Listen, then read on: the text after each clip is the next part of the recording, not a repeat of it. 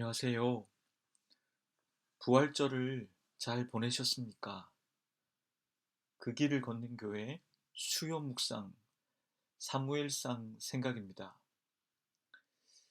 지금까지 사무엘상의 이야기는 사울의 시간이었다면 이제 다윗의 시간이 시작되고 있습니다. 사무엘은 사울 때문에 슬퍼하고 있었지만 하나님께서는 새로운 사람을 통해 당신의 일을 중단 없이 이어가십니다. 오늘은 어떻게 다윗의 시간이 시작되었는지 그 출발점의 이야기를 우리들에게 들려주고 있습니다. 우선 본문의 이야기를 들려드리겠습니다. 제가 이 이야기를 들려드리면서 주로 사용한 본문은 공동 번역이라는 것을 미리 밝힙니다. 여호와께서 사무엘에게 이렇게 말씀하셨습니다. 내가 사울을 이스라엘 왕의 자리에서 파면시켰다고 해서 너는 언제까지 이렇게 슬퍼만 하고 있을 셈이냐? 기름을 뿔에 채워 가지고 길을 떠나라. 내가 너를 베들레헴에 사는 이새라는 사람에게로 보낸다. 그의 아들 가운데서 내가 왕으로 세울 사람 하나 보아두었다. 사무엘은 여호와께 이렇게 여쭈어 봅니다. 사울이 알면 저를 죽일 텐데 어떻게 갑니까? 그러자 여호와께서 이렇게 답하십니다. 암송아리 한 송아지 한 마리를 끌고 가거라.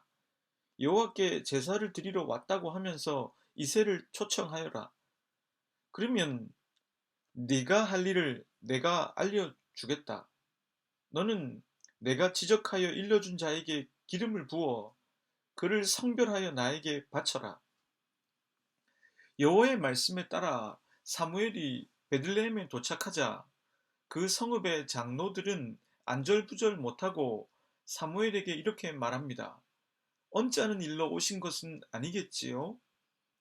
사무엘은 그들에게 여호와께 제사를 드리러 왔다고 하면서 목욕을 재개하고 함께 제사를 드리자고 합니다. 사무엘은 이새와 그의 아들들까지 불러 그들도 목욕을 하고 제사에 참여하도록 초대했습니다. 이새의 첫 아들 엘리압을 보자 사무엘은 속으로 저 사람이구나 하는 생각을 했습니다. 그러나 그때 여호와께서 용모나 신장은 보지 말고 중심을 보라고 하셨습니다. 다음으로 아비나답이 사무엘 앞에 나왔지만 여호와께서는 그 사람도 아니라 하셨습니다. 셋째 삼마를 보았지만 여호와께서는 그도 아니라고 하셨습니다. 이렇게 총 7명의 아들이 사무엘 앞에 왔지만 하나님께서는 사무엘에게 아니라고 하셨습니다. 사무엘은 아들이 혹시 더 있는지 물었는데 이새는 막내가 지금 양을 치고 있다고 했습니다. 사무엘은 그 막내를 지금 데리고 오라고 하며 막내가 오기 전까지는 식탁에 앉을 수 없다 했습니다.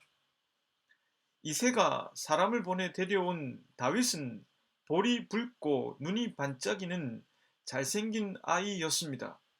그때 여호와께서 이렇게 말씀하셨습니다. 바로 이 아이다. 어서 저 아이에게 기름을 부어라. 사무엘은 다윗에게 기름을 부었습니다. 그러자 여호와의 영이 다윗에게 내려 그날부터 줄곧 그에게 머물러 있었습니다. 이때쯤 사울에게는 여호와의 영이 떠났습니다. 사울은 악한 영에 사로잡혔습니다. 이것을 해결하기 위해 여러 가지 방법을 강구하던 가운데 신하들은 수금을 잘 타는 사람을 구해 왕의 마음을 다스리도록 합니다. 그때 시중을 들던 한 젊은이가 자신이 알고 있는 다윗의 이야기를 합니다. 그는 수금을 잘 타며 날랜 용사로서 말도 잘 타고 풍채도 좋으며 여호와께서 함께 하시는 사람이라고 일러 주었습니다. 사울은 이새에게 전가를 보내 다윗을 보내라고 합니다. 이새는 빵, 술, 새끼 양을 마련해서 다윗 편에 사울에게 보냈습니다. 이리하여 다윗은 사울에게로 와 시중을 들게 되었는데 사울은 다윗을 몹시 사랑하여 자기의 무기당번으로 삼았습니다. 하나님께서 보내신 악령이 사울에게 내릴 때마다 다윗은 수금을 연주했습니다. 그러면 악령이 떠나고 사울은 회복되어 숨을 돌릴 수 있었습니다. 이제 이 말씀을 통해 여러분들과 생각을 나누어 보겠습니다. 저는 오늘 이 본문의 말씀은 다음 두 가지 관점에서 말씀을 생각해 보면 좋겠다고 판단했습니다. 첫째는 하나님에 대해서입니다. 둘째는 사울에 대해서입니다. 자, 그럼 처음으로 가서 하나님에 대해서입니다. 본문을 통해서 저는 하나님에 관해서 다음 두 가지를 깨닫게 되었습니다. 하나님은 사람의 죄악을 누구보다 잘 알고 계시지만 또다시 그 사람을 기대하시는 분이십니다. 하나님께서는 사울의 죄악을 누구보다 잘 알고 계셨습니다. 지난 시간에 살펴보았지만 다른 사람들은 구체적으로 몰라도 하나님께서는 다 알고 계셨습니다. 만약 다른 사람이 사울의 죄악에 대해서 하나님처럼 낱낱이 안다면 용서하기 어려웠을 것입니다. 참으로 다행인 것은 모든 것을 꿰뚫어 보고 계신 하나님께서는 전에 사람에게 그렇게 실망하셨음에도 자신이 창조한 사람에 대한 기대를 포기하시지 않는다는 점입니다. 저자는 이 점을 드러내기 위해서 사람에 불과한 사무엘과 초월적 존재이신 하나님을 대조시키고 있습니다. 사무엘은 사울 때문에 여전히 슬퍼하고 있었습니다. 그러나 하나님께서는 사무엘에게 언제까지 슬퍼하겠느냐 하고 말씀하셨습니다. 하나님께서는 과거의 잘못을 누구보다 잘 알고 계시지만 사람에 대한 기대를 포기할 수 없는 분이십니다. 그래서 다시는 죄를 짓지 말라, 손에 쟁기를 들고 뒤를 돌아보지 말라 하고 말씀하시는 것입니다. 사울이 아니라 다윗에게 기대를 가지신 것이 아니냐고 혹자는 말할지 모르지만 좀 더 크게 보자면 이 말씀은 여전히 사람에 대한 기대를 포기하지 않으시는 하나님을 발견할 수가 있습니다.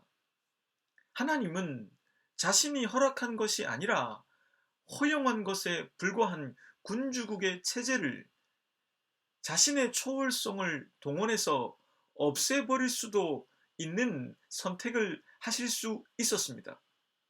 그러나 하나님은 사울 다음에 둘째 왕을 기름 부음을 통해서 이 군주국이라는 제도 안에서 하나님을 진정한 왕으로 섬길 수 있도록 하고 계십니다.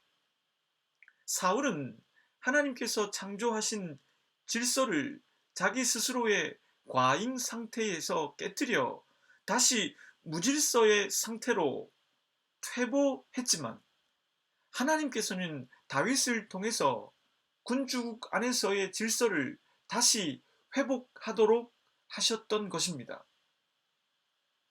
이 메시지는 우리 스스로에게도 적용시킬 수가 있습니다. 나는 하나님 안에서의 질서에서 자주 무질서한 상태로 나 스스로 악화시키지만 하나님께서는 그런 나에 대해 누구보다 구체적으로 잘 알고 계시지만 정죄하지 않으시고 다시 질서로 회복될 수 있도록 나를 기대하시는 분이십니다. 부모의 회초리는 그 목적이 징계에 있지 않습니다. 목적이 징계에 있다면 그것은 사랑의 회초리가 아닙니다. 회초리는 그와 같은 잘못을 반복하지 않고 좋은 사람이 되길 바라는 기대가 목적입니다. 그래서 그것은 사랑이 될 수가 있습니다. 다음으로 하나님께서는 사람에 대한 기대를 포기하시지 않는 분이심과 동시에 인간의 죄악 가능성도 너무나 잘 알고 계신 분이십니다. 다시 말씀드리지만 하나님께서는 사울의 잘못을 누구보다 상세하게 잘 알고 계십니다. 블레셋과의 전투에서 그리고 아말렉과의 전투에서 보였던 사울의 오만한 모습이 무엇인지 하나님은 놓치지 않고 낱낱이 잘 알고 계십니다. 하나님께는 좀 불경스러운 표현이 될지 모르지만 이해가 쉽도록 설명해 보면 하나님께도 이 인간에 대한 데이터가 계속 쌓여가고 있다는 것입니다. 사울은 작은 자였습니다. 왕이 될 만한 사람도 아니었습니다. 스스로도 자기 자신을 작게 여기는 사람이었습니다. 그리고 사무엘에 의해서 기름 부음을 받음으로 자신의 한계를 규정하도록 하셨습니다. 또한 기름 부음을 받음으로써 하나님의 영을 받았습니다. 전쟁을 치르며 하나님께서 싸우시는 전쟁임을 사울 스스로 알도록 하셨습니다. 그럼에도 불구하고 사울은 자신을 과도하게 높였고 자기 과잉 상태에 빠져 그만 무질서로 나아가고 말았습니다. 이와 같은 사울에 관한 데이터가 계속 누적된 상태라고 한다면 만약에 여러분이 하나님이라면 어떻게 하시겠습니까? 하나님은 왕이 될 만한 귀족 집안이거나 사울의 아들 요나단이거나 탁월한 정치가 중에서 왕으로 삼아 기름 붓지를 않았습니다. 하나님께서는 사울보다 더 왕이 될 만한 가능성이 적은 사람을 선택하셨습니다. 사울은 보통 사람이었다면 다윗은 아이였습니다. 사울은 다른 사람보다 키가 월등히 큰 사람이었습니다. 그러나 다윗은 7명의 아들 다음에 8번째로 말째였습니다. 막내로 번역한 히브리어 하카토는 작다라는 뜻입니다. 이것은 당시 히브리 사회에서 7이라는 숫자가 지닌 완전수의 의미에서 볼 때도 그러하고 제사를 드리는 곳에 다윗을 굳이 데리고 오지 않은 것을 통해서도 확인할 수 있는데 다윗은 아직 작은 아이에 불과했고 집안에서 그렇게 중요하게 여겨지는 존재가 아니었습니다. 그렇다면 그 유명한 말씀, 사람은 외모를 보거니와 여호와는 중심을 보느니라 하신 말씀이 무슨 뜻인지 우리들은 조금씩 알아갈 수 있습니다. 외모로 번역된 히브리어 단어 아이는 눈을 뜻합니다. 이것은 우리의 눈으로 보는 겉모습을 뜻합니다. 중심으로 번역된 히브리어 단어는 레바브인데 이 레바브는 마음을 뜻합니다. 이 마음은 앞선 눈으로 보는 이 겉모습의 여집합이라고 이해하면 좋겠습니다. 하나님께서 이렇게 말씀하신 것은 아마도 사울과 관련이 있을 것입니다. 왜냐하면 사무엘이 첫째 엘리압을 보고 기름을 부으려고 할 때 하나님께서 이렇게 말씀하셨기 때문입니다. 그의 용모와 키를 보지 말라. 내가 이미 그를 버렸노라. 여기서 버렸다는 것은 외모로 합격점을 받은 새로운 사울인 엘리압을 배척한 것이지만 실은 사울을 배척했다는 뜻으로 이해하는 게 더 타당할 것입니다. 하나님께서 이번에 둘째 왕을 선발하시면서 더더욱 인간이 내세울 만한 조건을 보시지 않겠다는 뜻입니다. 인간이 조건이라고 내세울 만한 것들을 배제하신 채 그것의 여집합이라고 할 수 있는 중심을 보시겠다는 것입니다. 그것은 무엇보다 변함없이 하나님 앞에서의 겸손을 유지할 수 있는가 하는 점입니다. 그러니 제가 보기에 다윗이라는 사람보다 그가 말제이고 그래서 사무엘이 집례하는 제사에 참여할 수 없었고 목동이며 아이라는 이 사실이 더 중요할 수도 있겠다는 생각이 들었습니다. 정리를 한번 해보면 하나님께서는 인간에 대한 기대를 포기하지 않으시는 분이십니다. 또한 하나님께서 그 인간에 대한 기대 속에서 인간이 죄를 지을 가능성도 잘 알고 계시기 때문에 변함없이 자신의 기준을 더욱 유지해 나가시고 또 엄격하게 적용하시는 분이십니다. 그 기준은 바로 자기에 대한 부족함을 하나님 앞에 늘 겸손하게 인식할 수 있느냐 없느냐의 문제입니다. 둘째는 이 말씀을 사울에 대해서 살펴보겠습니다. 사울에게 하나님의 영이 떠나고 하나님께서 부리시는 악령이 그를 번뇌하게 했다고 저자는 기록했습니다. 우리들은 여기서 다음과 같은 점들을 유추할 수가 있습니다. 하나님께서 악을 부리실 권세가 있다는 점입니다. 하나님께서 악을 통제할 수 있는 힘이 있는 분이신데 그 악을 완전히 제거하지 않고 때에 따라 그 악을 허용하실 수 있는 분이라는 점입니다. 그럼 이런 질문들이 자연스럽게 생성됩니다. 그렇다면 하나님께서는 악을 왜 내버려 두시며 때에 따라 그 악이 발현되도록 내버려 두시는가? 또 그 때는 언제인가 하는 점입니다. 선악과를 통해서 하나님과 인간의 차이를 인정하고 하나님과 바른 관계를 맺는 한 인간은 에덴의 삶을 살 수 있었습니다. 그것은 선입니다. 그러나 인간에게는 그 선악과를 따먹을 자유의지가 허락되어 있었습니다. 인간은 선악과를 범한 뒤에는 에덴 동산에서 쫓겨날 수밖에 없었습니다. 선이 아닌 상태가 바로 악인데 하나님께서는 그 준비를 미리 해 놓으셨던 것입니다.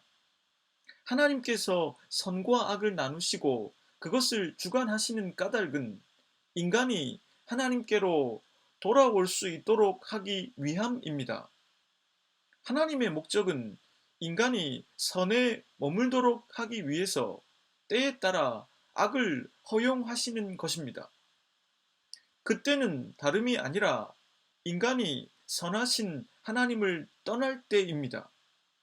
사울이 자기 스스로 과잉 상태가 되어 하나님과 맺은 관계를 유지할 수 있는 열쇠인 겸손을 상실하자 그는 더 이상 하나님의 영과 함께 할 수 없었습니다. 그에게 선이 결여되었기 때문입니다. 그러자 그는 선이 없을 때 찾아오는 악의 지배를 받을 수밖에 없었던 것입니다. 그것은 비단 신학의 문제만이 아닐 것입니다. 그는 심리적으로도 악의 지배 속에서 괴로움을 당했습니다. 선을 경험해 본 자가 악을 경험할 때 더 괴로운 법입니다. 사울의 상태는 바로 이와 같은 상태입니다. 한마디로 무질서의 상태인 것입니다. 이런 가운데 사울은 이 상태를 해결하기 위해 노력을 합니다.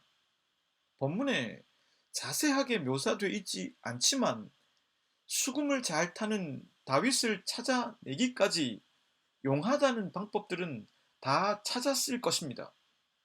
그는 자신의 치유를 위해서 열과 성을 다했을 것입니다. 만약에 말입니다. 사울이 사무엘이 이미 다윗에게 기름을 부었다는 것을 알았다면, 그리고 이 이야기의 결말을 알았다면 결단코 다윗을 자신의 궁정으로 데리고 와서 무기를 드는 자로 삼지 않았을 것입니다. 다윗이 기름 부음을 받았다는 사실은 아직까지 비밀로 남겨져 있었고, 사울은 다윗의 현재의 모습, 그러니까 목동이고 아직 아이이고 수금을 잘 탄다는 것밖에 더 내다볼 수 없었습니다. 이 큰 줄기의 메시지는 아니지만, 저는 이 지점에서 인간이 미래의 일을 예측하고 정확히 알 수 없다는 것이 얼마나 다행인가 하는 생각을 해 보았습니다. 그것은 인간의 몫이 아니라 하나님의 몫입니다. 그래서 하나님은 인간의 욕망과 악행 속에서도 하나님 당신 자신의 일을 해 나가실 수 있는 것입니다. 다시 큰 줄기로 돌아와서 사울은 다윗에게 의존하게 됩니다. 다윗에게 생명이 있었고 사울은 다윗을 통해서 생명을 가질 수 있었습니다. 이 부분에 대해서 영어 성경 RSV 버전은 이렇게 번역했습니다. 사울 was refreshed. 그러니까 사울은 다윗을 통해서 리프레시 될 수 있었던 것입니다. 새로워질 수 있었던 것이죠. 다윗은 기름 부음을 받아 하나님의 영이 충만했습니다. 그것은 다윗이 하나님 앞에 겸손함으로 하나님과 올바른 관계를 맺었고, 그가 마음을 열어 하나님의 영을 받아들였다는 뜻입니다. 그러므로 다윗은 그 영으로 충만했습니다. 하나님을 믿는 사람들이 이 땅에 어떻게 선을 드러낼 수 있을까? 우리들은 다윗과 사울의 이야기를 통해 확인할 수 있습니다. 믿는 사람들은 하나님의 영으로 선을 추구합니다. 그렇기 때문에 악한 현실 속에서 괴로워하는 사람들을 리프레시 시킬 수 있는 사람들이 될 수 있습니다. 예수님은 어떻게 선을 확산시키고 사람들에게 선한 영향력을 주는지 그것을 몸소 보여주시지 않으셨습니까? 사랑하는 형제자매 여러분, 저도 오늘 하루 사울이 아니라 누군가에게 다윗이 될 수 있을까 진지하게 생각해보고 노력해 보겠습니다. 여러분들도 사울이 아니라 누군가에게 다윗이 돼 보시길 바랍니다. 분명 훨씬 더 좋은 하루가 되실 것입니다. 함께 기도하겠습니다. 실패한 인간을 너무나 잘 아시면서도 인간에 대한 기대를 포기하지 않으시는 하나님, 그래서 저희들도 포기하지 않고 다시 사울이 아니라 다윗이 될 수 있길 기도해 봅니다. 하나님 주시는 선으로 누군가에게 다윗이 돼 줄 수 있는 오늘 하루가 되게 해 주십시오. 예수 그리스도의 이름으로 기도드립니다.